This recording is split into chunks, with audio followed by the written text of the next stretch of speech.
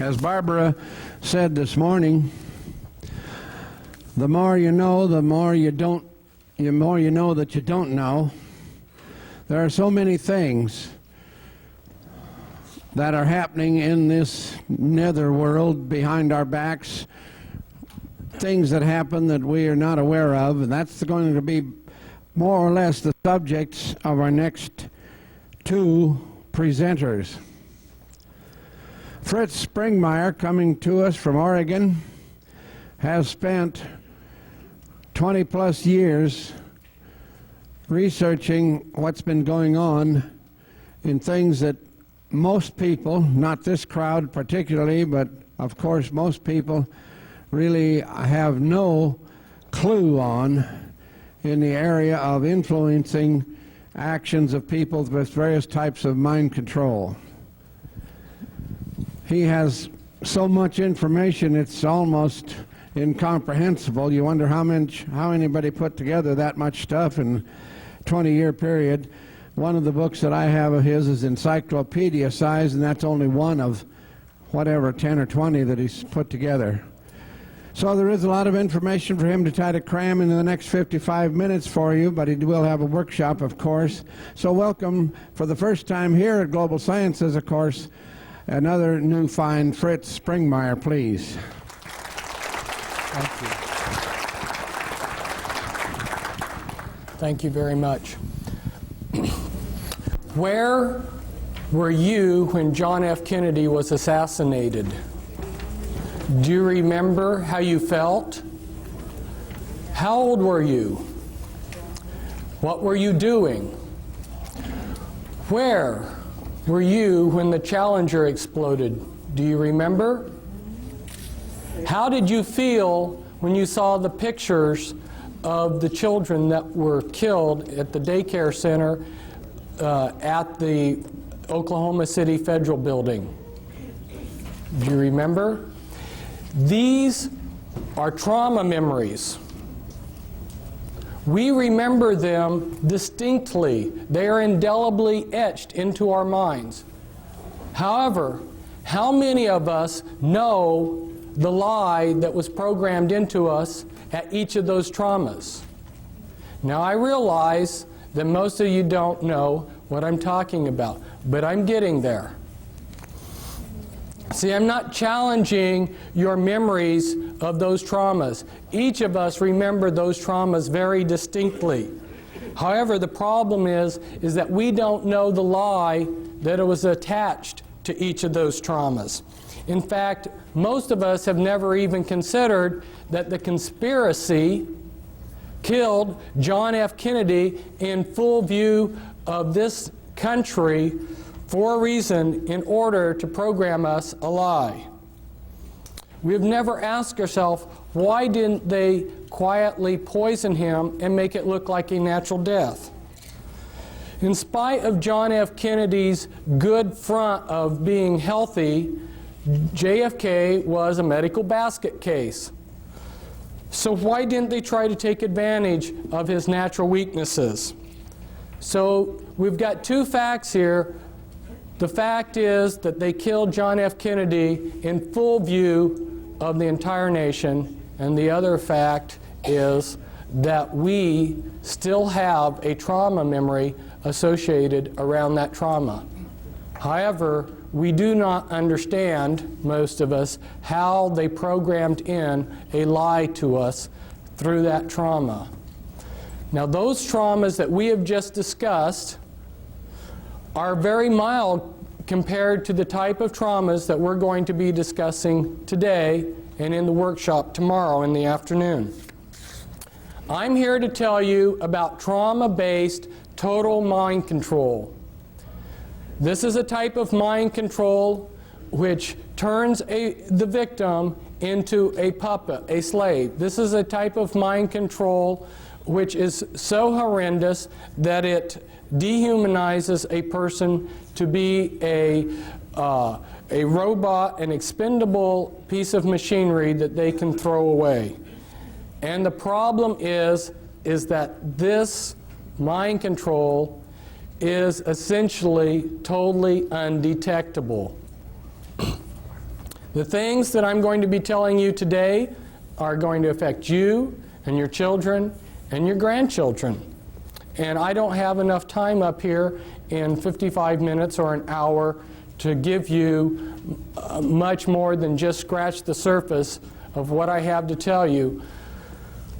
But I do want to be able to, in this first hour, to tell you the issues and then also expose you to our literature, our information that we have that you can obtain that covers those issues, so that if you want to obtain more information on this, you can.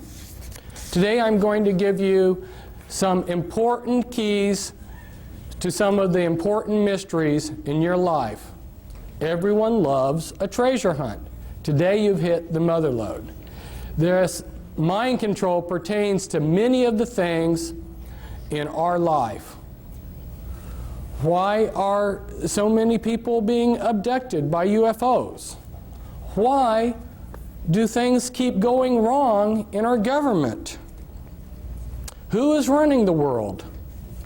How do we protect ourselves from someone who's an intelligent agent of the New World Order? How do we protect ourselves from deception? These are all issues that relate to mind control, and they are the type of issues that I give answers to. What would you like to know about the New World Order or its mind control? Or perhaps the subject bores you. If you don't know where you're going, how will you know when you get there? Where is this nation going? Where are we going with all these UFO abduction experiences? I'll tell you, we are headed toward total mind control. And I'm giving you this talk to motivate you, to help you, to inspire you, to inform you. Now I'd like to do a little exercise. Look at the person on your right and look at the person on your left. Now I'm not doing this to instill fear into you. But the reason I wanted you to look at the person on your right and the person on your left and then yourself is because one or all of you may be under this total mind control and not even know it. But I'm not saying this to instill fear into you, but I'm trying to motivate you out of your complacency. Because after I found out about this horrendous mind control, which is being carried out on such a grand scale, that my life became insignificant compared to the suffering of the millions of victims. And that's why I've dedicated my life to stopping this mind control, or doing as much about it as I can. But I can't do it all by myself, and nor can I succeed with my co-author, Cisco Wheeler, back there, but we need all of your help. Now, this has been a great conference. There's been a lot of great speakers. But if I was to sum up this conference, I would sum it up as saying mind control and disinformation. What do I mean by disinformation? Today, people don't understand what disinformation is. One needs to go and study, which I have done, how these intelligence agencies that disseminate disinformation, how they operate, and what kind of disinformation they put out. A very good example of this is MI5 and MI6, British intelligence. Maybe a lot of you are aware that British intelligence created American intelligence. And British intelligence is extremely powerful. Before World War II got started, the British had infiltrated the Nazi spy apparatus so that every German agent that was recruited into the Nazi apparatus that was spying on Britain had to become a double agent. 100% of the German agent spying on Great Britain was a double agent for the British. And anyone who joined those spy cells had to become a double agent, or they got dropped, so they kept the continuity. Through those double agents, they disseminated disinformation to the Germans. If you will study the type of disinformation that they fed through those German agents, you'll get a good idea of the type of disinformation that's being disseminated to you all through double agents. Some of them have been up here as speakers. You may think that disinformation is simply passing a lot of lies. No. Disinformation has to look like the absolute truth, but you slip in a little poison with it. So some of these double agents that the Nazis had received very big decorations by Hitler. In fact, one of these British agents, double agents, received the highest award that Hitler could give him, while at the same time he received the highest award that the British could give him. Kind of interesting, huh? An example of how disinformation works. You give 99% true information, and it's that one little piece of disinformation that's the clincher. So through their spies, they fed the Germans the range of their naval radar, but they understated it. Well, the Germans were excited to get any information on the British radar, their naval radar. When the Bismarck sailed, and you're familiar with the battleship Bismarck, because their intelligence agencies had been fed this shortened range of the naval, British capabilities of their naval radar, that one little piece of disinformation, they made a big mistake, and that mistake cost them the Bismarck. So see, this is how critical it is to understand how a speaker can get up here in front of you, he can give you 95% good information, and it's that 5% poison that he's going to give you that'll be the clincher. It's very hard to understand, for most of us to understand how disinformation comes about. Now, my co-author back there, she said, "Fritz, you're not going to hold back on these people, are you?" Well, for those of you who don't know me, if you watch that movie Braveheart, when I watched the movie Braveheart, I realized that's me, you know. I've been trying to fight these people, and I've got the same spirit. No, I'm not going to hold back on you people, and I don't think you want me to hold back. You want the whole truth, and I'm going to give you the truth as best as I can. And some of you who don't know may be wondering, who is this Fritz Springmeier character? And so, unfortunately, I need to just take a minute and tell you about myself. Why am I in a position to be up here telling you things that other people can't?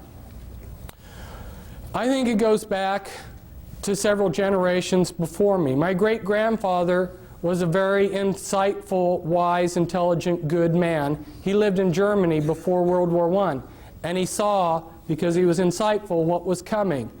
So he escaped in a wagon underneath some sacks of grain across the border into the Netherlands, because he saw that a world war was coming at a time when most of the world was just having a good time. And I think God honored the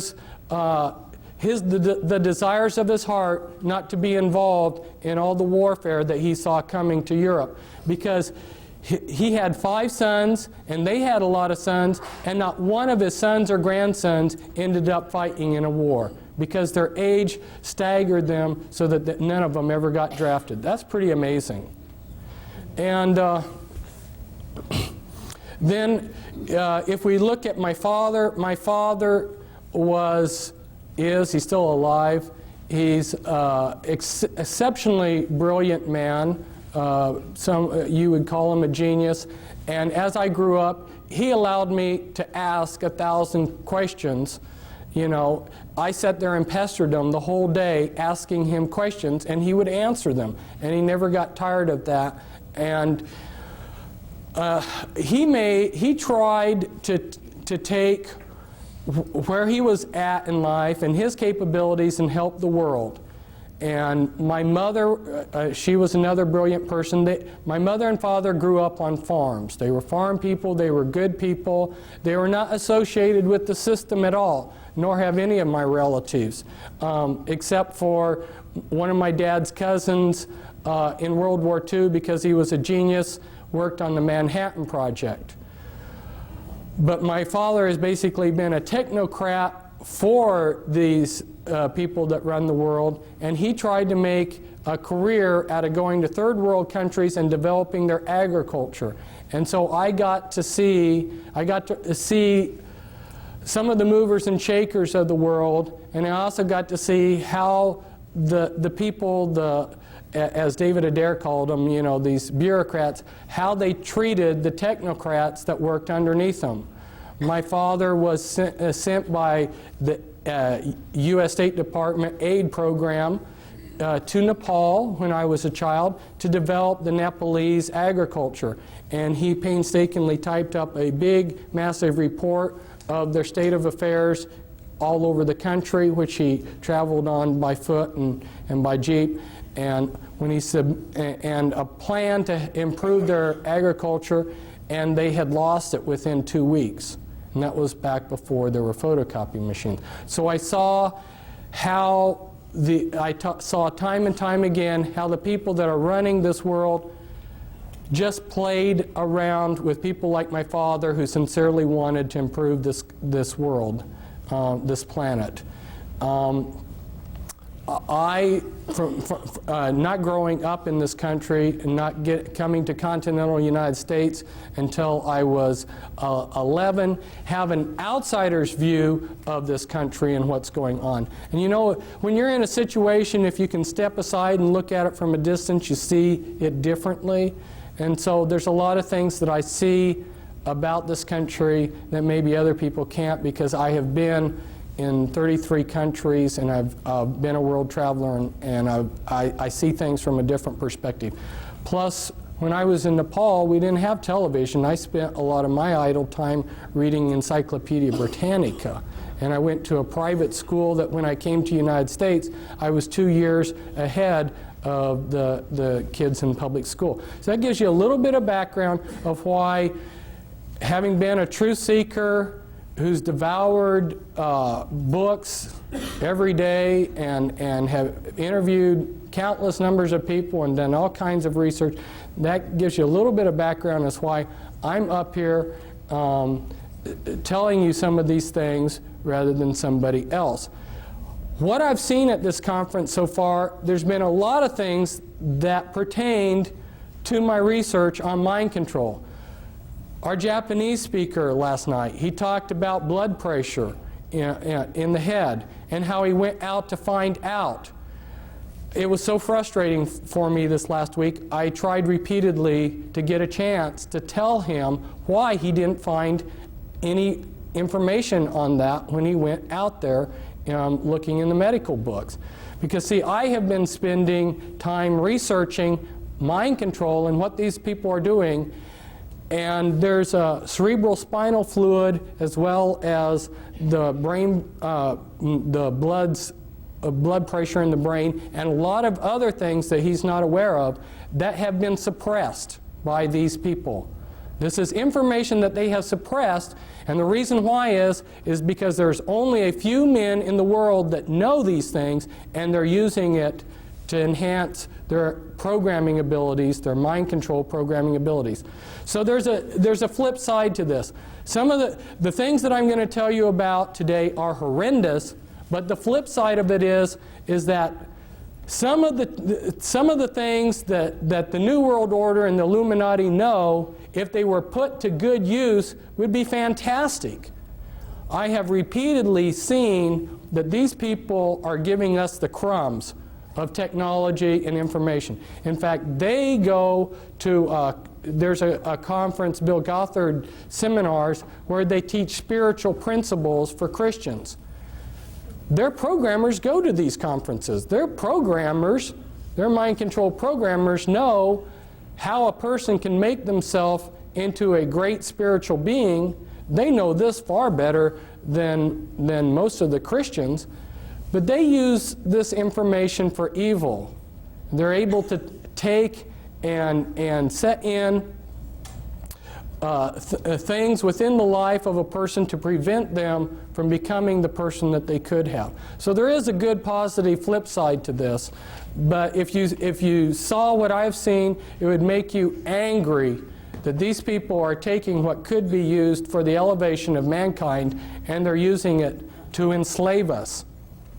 Now, as I go through this, I'm going to touch on a whole variety of things because, like Dean was telling me, he says, my audience knows a lot about the Illuminati. The thing of it is that the information, the level of information that I'm putting out about the Illuminati, unless you've been in touch with my information, you haven't heard it before, because that's a much deeper level than what the people are telling you. So I need to just touch on some things so you see the type of information that you can get, and this all pertains to the mind control.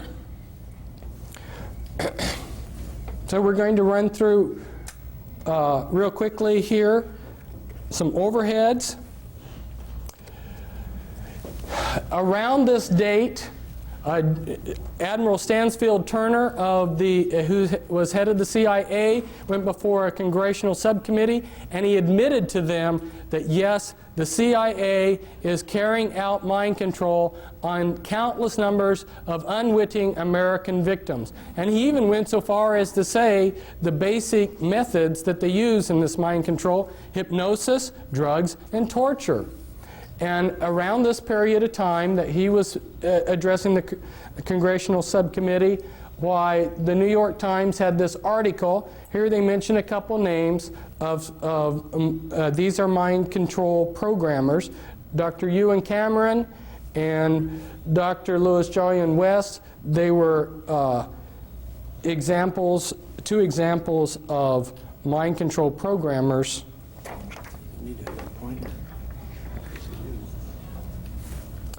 If we go back in history,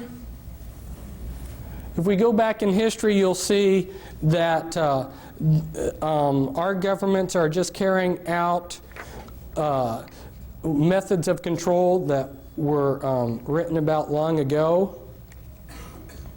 Now, those of you who have been associated with the Army realize that they have a lot of pamphlets and books for their people. This was a handbook for chaplains, and inside this handbook for chaplains, they tell all of the religious groups that are recognized by the U.S. military, and one of those groups that's officially recognized is the Church of Satan, so that if you are a satanic priest in the Church of Satan, you are exempt from the draft because you're a clergyman.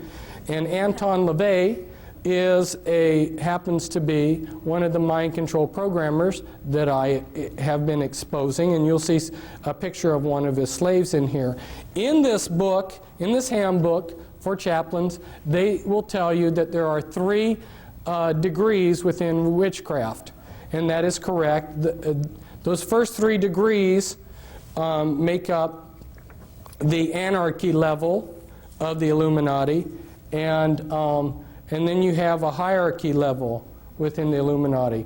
Last summer, I went out on speaking circuit of 14 major U.S. cities, and there was a tape made, a professionally made tape in a television studio where I explain charts like this, explain a lot. So I strongly recommend that you get that videotape because it gives an excellent overview of a lot of things. But for instance, you'll have this diagram explained, and I go into the top 13 Illuminati bloodlines in that tape. I also have a book. This comes from a book, The Top 13 Illuminati Bloodlines. This pertains to the mind control because these bloodlines learned about these mind control techniques many centuries ago. These are the movers and shakers of the world. And for instance, the Rothschilds, their secret genealogy traces back, and this is inside information. You're not going to learn this reading a book. This is inside information. Their genealogies go back to Nimrod. So these are some very powerful bloodlines, and they have learned a lot of techniques for controlling long ago. And when you learn who the bloodlines are, it totally changes your view of history. Now, for instance, Grant and my co-author back there, Cisco, who I brought out of the Illuminati, her father was a programmer, and parts of her were used for programming. Her great uncle, her dad's uncle, was the head of the U.S. military during the Vietnam War, General Earl Grant Wheeler, and he was a descendant from Hiram Ulysses Grant, and Ulysses Grant was of the Collins bloodline and of the Delano family bloodline, two very powerful bloodlines, and you may have thought that he was just a common ordinary person. So to understand what's going on, you really need to understand these bloodlines, and that's why I encourage you to get the book that we have back there, the Volume 1 book, the Top 13 Illuminati Bloodlines. These are just some representatives of those bloodlines. And these are Illuminati members that I'm showing you here that are representatives of the different bloodlines. And the DuPonts, for instance, have been in charge of a large portion of military-industrial complex. They have produced the gunpowder for all of our wars. So every war that we've had, they've gotten incredibly rich. They also are into a lot of the chemicals. Every day you use chemicals that came out of DuPont factories. The Freeman family and Gaylord Freeman, head of the Priory of Zion, and this is the Kennedys. Here we see JFK at the Great Pyramid. It seems like a lot of these Illuminati types have made a pilgrimage to the Great Pyramid. And here's Anton LaVey. See if I can get him up a little bit so that the camera can see a little bit. This is Anton LaVey with one of the members of his church, Sammy Davis Jr. Sammy Davis Jr. was part of Rat Pack, which were working with the intelligence agencies and were Satanists. And one of his slaves, James Mansfield, is there kneeling down before Anton LaVey in a satanic ritual. And here was the first presidential model sexual slave that they allowed the public to see. This is Marilyn Monroe. She both James Mansfield and Marilyn Monroe had sexual relations with John F. Kennedy. And here I believe that you can see her switching personalities. When I start talking to you more about how the mind control is done, you'll understand what I mean by switching personalities, because they create programmed multiples where they get a Dr. Jekyll, Mr. Hyde effect. And here's, this is Winthrop, who's said to have the largest porn collection in the world. And the mind control slavery relates to the porn, the type of porn that they do too. This is Guy de Rothschild, very powerful man. His bloodline will have the Antichrist, and that's his son, David. And here's the Russell family, and represents the Russell family. And here you see Bill Clinton. This is a hypnotic induction for a mind-controlled slave. It hypnotically inducts them. And then you have William Huntington Russell and Samuel Russell, which tie back into your slave trade.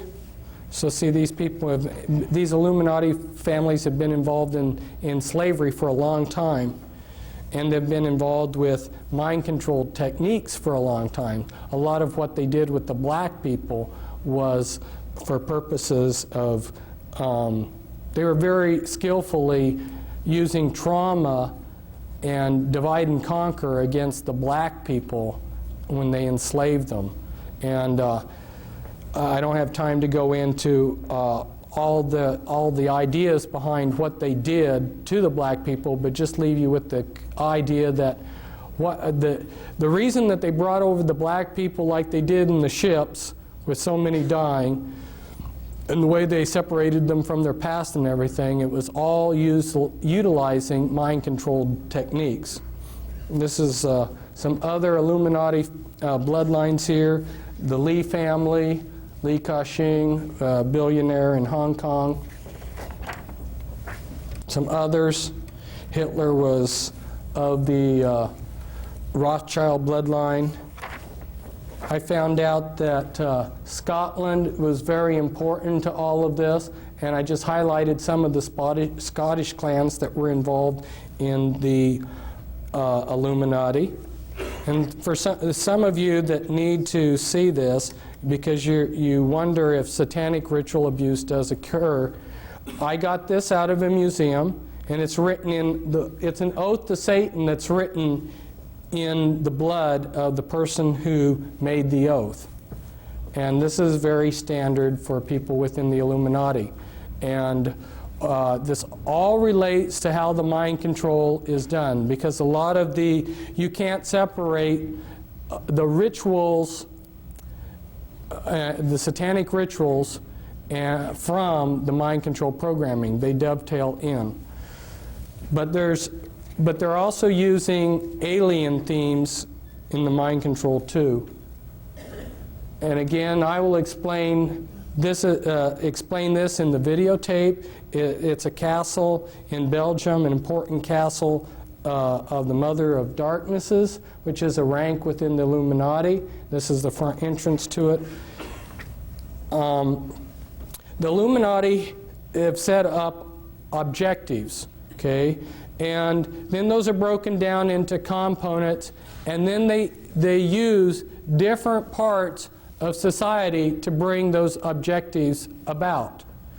They want things to happen as if they're happening naturally.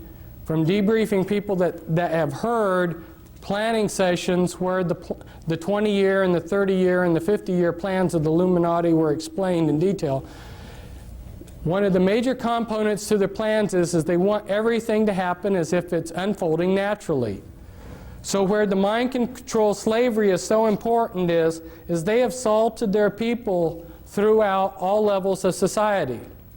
There is no religious group, there is no philosophy, there is no political group that can't be infiltrated with their mind-controlled slaves.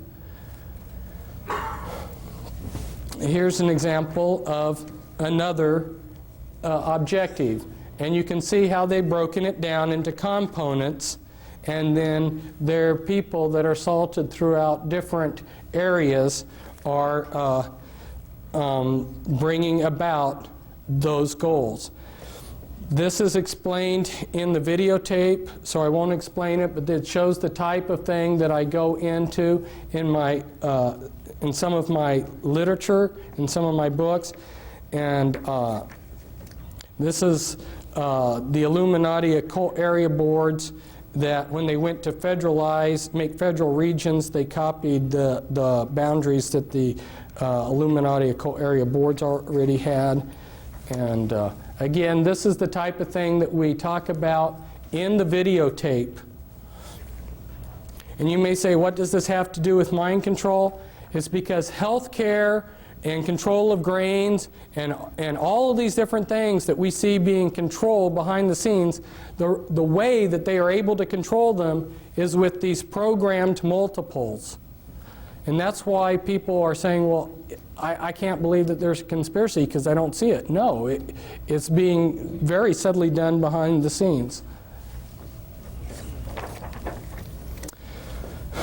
Here, Alice Bailey, who was connected to these people, was head of Lucis Trust and wrote quite a few books, started 140 New Age groups. She writes, "Years ago I said that the war which may follow this one would be waged in the field of the world religion. Such a war will not work out, however, in a similar period of extreme carnage and blood. It will be fought largely with mental weapons and in the world of thought. It will involve also the emotional realm from the standpoint of idealistic fanaticism. This inherent fanaticism found ever in reactionary groups will fight against the appearance of the coming world religion and the spread of esotericism. The coming struggle will emerge within the churches themselves." She's talking about mental weapons. Now, she doesn't spell it out here, but what she's talking about is the mind control that I'm talking about. And the name of her book's very appropriate. It's an externalization of the hierarchy. What was done in secret in these secret societies that tie in with the Illuminati, what was done in secret 100, 150 years ago is being externalized into society.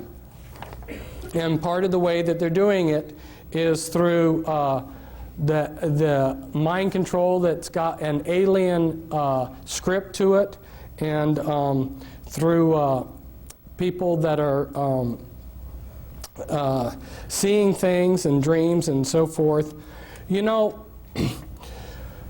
one of the ways, see, my father was just naturally smart, but there weren't enough naturally intelligent people for the New World Order types to take advantage of.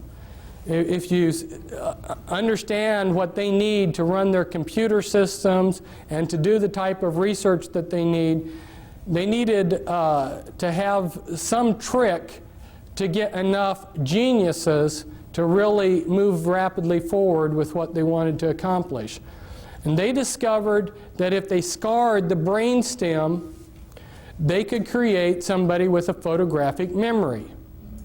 And so a lot of your people out there that are geniuses working for the system are mind-controlled slaves that have their brainstem scarred as a child. They've been given a photographic memory, and they've got programming.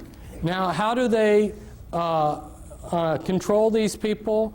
Well, they are releasing technology at a rate that they have decided upon, and they release that. If you're a mind-controlled slave, a lot of the ideas that you will get will come as dreams. Okay? They're controlling the various Christian denominations, various Christian religions. They're controlling the New Age movement. Your New Age prophets that are seeing things. Where do you think this stuff is coming from? And that's why I was so pleased to see Raylan Russbacher tell you her own personal story about how she discovered that the things that she had been channeling were actually being channeled through her via mind control from the intelligence agencies. This is, it doesn't show up very well on here, it's such a beautiful picture, but it's the inside of the House of the Temple of the Supreme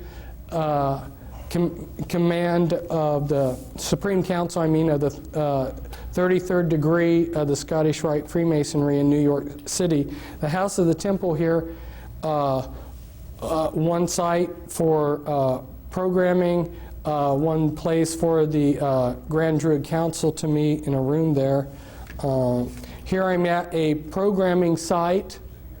And this is the Presidio, and this is real near the Presidio, the Palace of Fine Arts, and where Illuminati have done rituals. Here's some more pictures from the area. You'll notice that the 6th Army has the satanic hexagram within a circle with the anarchy, satanic anarchy A inside of it, and a lot of their staff are Satanists.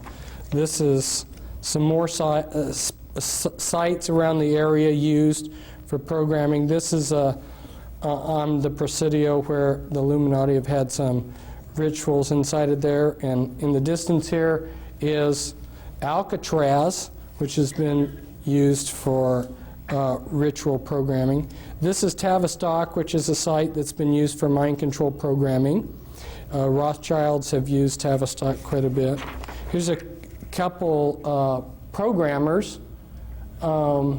This is Michael Aquino, who's head of Temple of Set. He's a mind control programmer. And I don't think that he's got his staff in his hand there in the picture, but he oftentimes carries a staff. That's staff is like a cattle prod, and it will give you electroshock. There's been quite a few books coming out recently about the mind control, but they're all pretty vague. So I encourage you to get the Volume 2 book that we have, and the title to it's the Illuminati Formula Used to Create an Undetectable Total Mind-Controlled Slave. Now, how are they doing this? Well, they're using natural things, natural functions of the brain. Some of you have probably been driving along the road and you've been talking to your wife and just driven automatically.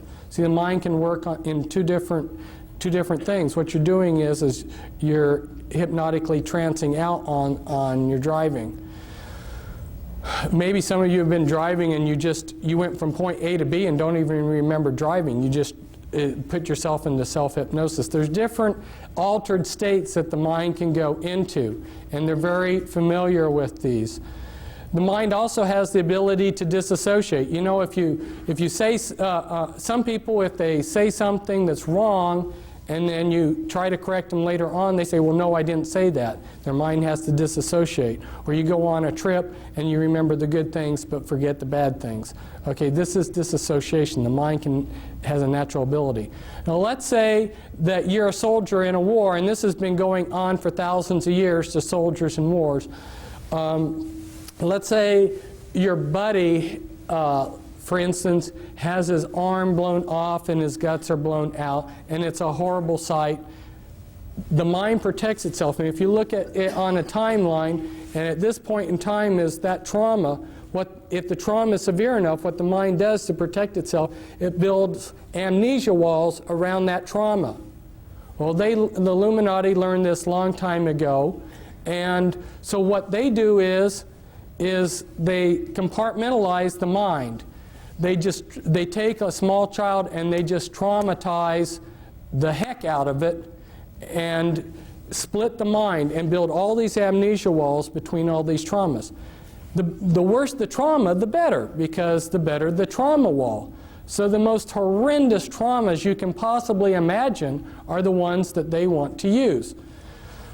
When you've splintered the mind up into many pieces of disassociated pieces, then you can go in and pull that piece up to the front of the mind, and you can construct out of that piece of memory whatever you want out of it. Now, you remember that some people have said that the human mind is like a huge computer, and if you got all the computers of the world together, in some ways your mind would excel. You would be all of the computers in the world. You've got a fantastic computer here. Well, you know how a computer can section off memory. You know, when you turn on your computer, if you need to reboot it, it reboots out of memory that you can't get to. In order to make a functioning computer, the big hurdle that they had to jump over was to be able to create memory that you couldn't access. Well, that's what they're doing with the mind. They're splintering up your memory into thousands of little pieces. My co-author on a couple books on the mind control, her mind was split 30,000 ways. Now, you take those pieces of the mind, yeah, tremendous amount of trauma. Think of the amount of trauma it takes to split the mind and then multiply that times 30,000 times. Tremendous amount of trauma all through these people's lives. So you take that piece and you can make that piece of the mind into anything you want. Now let's say they take one piece and they show up films, and through the programming they make it into a particular personality. Well, what they want to do is they want to make the most perfect front for their slave possible. And so They will test a slave, they will test a victim that they're going to make into a mind-controlled puppet. They'll test them when they're a small child. And I go into the techniques in the book as to how they can test as to what your abilities are. They use EKG tests, and they know how to determine what your abilities are as a small child as to when you would grow up. So they plan out your life ahead of time. They say, this one will be a doctor, this one will be a lawyer, this one will be a scientist working on rockets, this one will be this one will be that, okay? And depending on what they're wanting you for will determine the type of programming they give you. So it's very systematic, and because the movers and shakers of the world have all of the resources, basically, they can move these people into whatever field they decide for them, so they become the top of their field. Now, their front personalities are very legitimate, sincere people. They don't know about the Dr. Jekyll, Mr. Hyde effect. Imagine yourself being a Christian minister and horrors of horrors finding out that you've got disassociated parts of yourself that are Satanists, that are satanic, that go to Illuminati rituals. We recently had a minister fly in with his wife. He heard me speaking last summer on my lecture circuit, and when he heard me talk about the Illuminati, he realized there's nobody else that understands the Illuminati or the type of programming I have that can help me. There are very few people out there that understand this. That's why he came to visit us. That's one reason why I needed to talk to your people, Dean, about the Illuminati, is because since we have been here in this conference, there have been a number of people that have come up that have discovered that they have this kind of programming. They've come, they've gotten our material just since we have come to this conference. And there's other people probably that will learn it too. And so it gives people that are victims of this some confidence that there's somebody out there that will understand them when they hear that there's a few people like myself that really understand in depth what the Illuminati is all about. Now, this is comes from a book. I took it from somebody else's book, but this is somebody who's trying to develop artificial intelligence for computers. He's extremely brilliant. He understands the mind perhaps better than anybody, and he's showing the processes of memory and motivation. And I'm just throwing these diagrams up to you to show you that the natural mind is not one monolithic thing, but it's many components.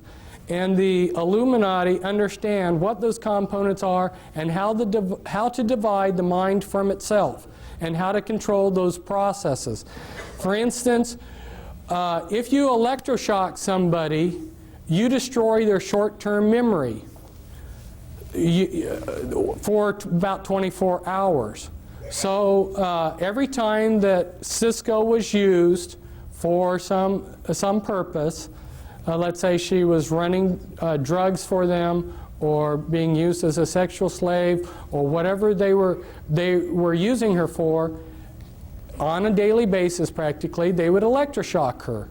What that would do is splinter your short-term memory. Once they get you programmed to where they want you, then they will delete your memory of having been used in these things. People that are on sensitive in government projects, if you are in charge of something that takes a classification, you're going to be under mind control. Don't you think that they're smart enough to want to control their secrets?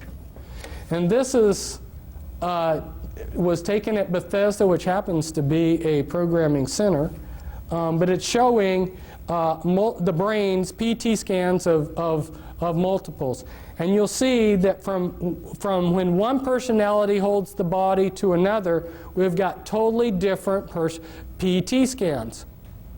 The mind of a multiple personality, and they now call MPD DID, just recently changed that, I think, to throw some confusion into things. But when you look at the PET scans, they're different. If I try to impersonate a different persona while I'm getting PET scans, my brain will look the same. The programming is layered in, and this comes from another one of our books back there. Cisco did amazing drawings where she invited her different alters, her different personalities to work together on putting down on paper what they were seeing, because they had no talk programming. And the programming that is so sophisticated, in the 3-hour workshop, I'm going to try to go through step by step and give you more of the details of how it's done. And of course, you've got the Volume 2 book, which explains it from A to Z too. But there's so much to talk to you about. I mean, how they're using implants, and on and on and on. And I'd love to tell you everything that I know. But as they go in and splinter a person's mind into thousands of disassociated pieces, they have to put those pieces together in some fashion that's going to be useful to them. So then they're structuring. And as they build the structures, they like to use structures like this. Like this is an infinity type structure, so that the person being programmed, they get a feeling like there's no beginning or no end to the programming. It gives them a hopeless feeling. But the type of sophistication, the level of thinking in this programming is so in-depth. This is when they're doing the structuring. This is the beginning of a chart showing the beginning of some structuring that they're doing. And then when the master finally, the programmer or the handler finally has finished programming the slave, he will have a 3-ring binder, a laptop computer with pages that look like this. And if he wants to call up a particular altar, he would say, like Brown Levi 2003 11A, Brown Levi 2003 11A, Brown Levi 2003 11A. That right there would be the access code to pull up a particular personality that they would want. And a lot of these personalities will not live in reality. They live in a total science fiction world. They've been dehumanized. Here's how one of Cisco's alters perceived herself. And they use Walt Disney movies for the programming. As you can see, this is from a Walt Disney movie where a doorknob it takes on life. If you showed a Walt Disney movie like this, you're creating the images for them to use hypnotically as they go in and do the behavior modification and hypnosis on that altar. And so this could be used to create a doorknob altar within a person's mind.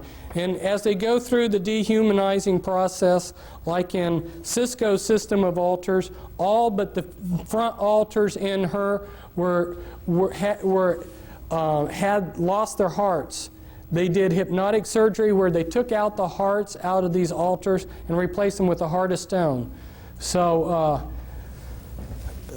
and that's so that these people can't give their hearts to Jesus. Because if you would talk to these altars and say, give your life to Christ, they'd say, I don't have a heart.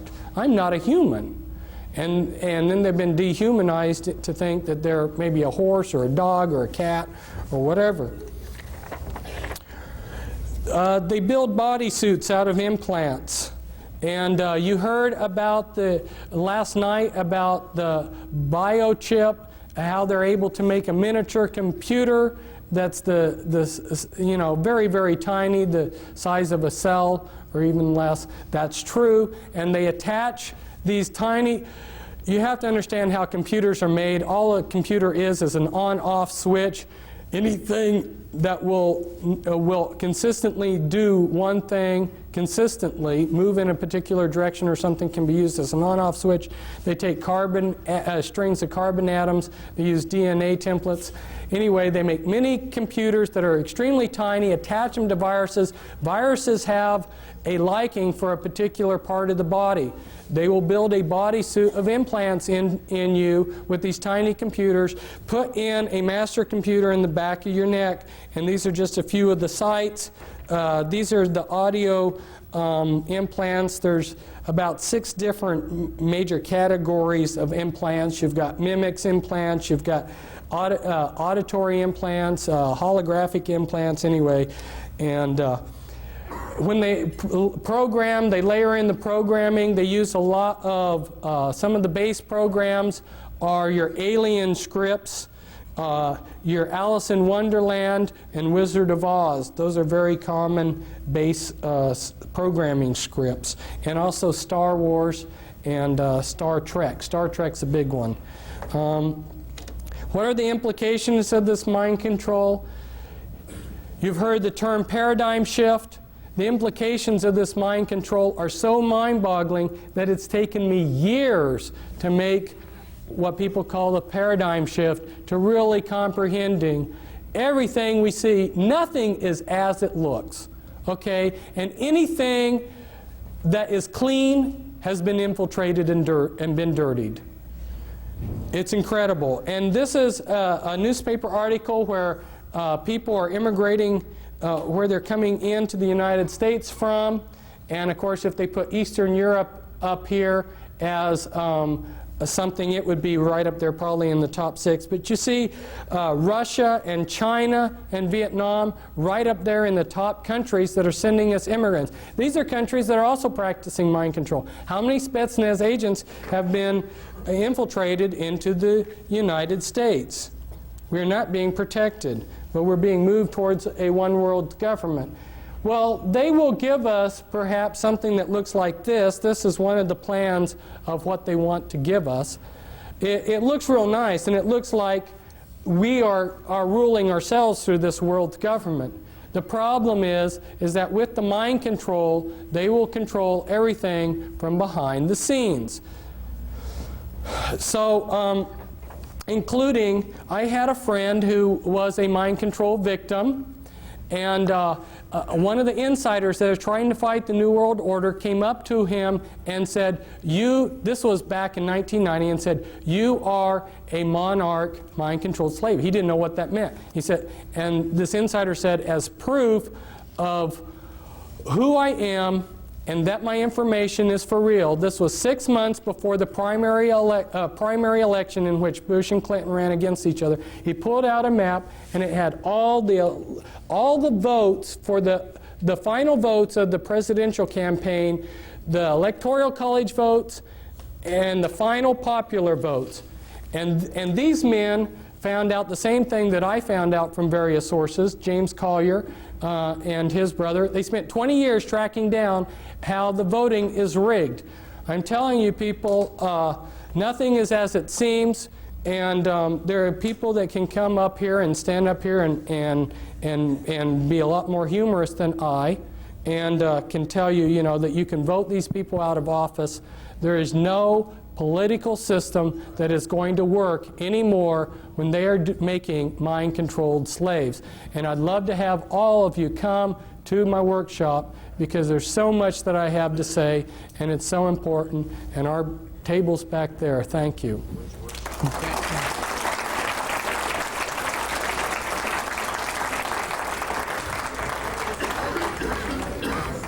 Again, thank you very much, Fritz.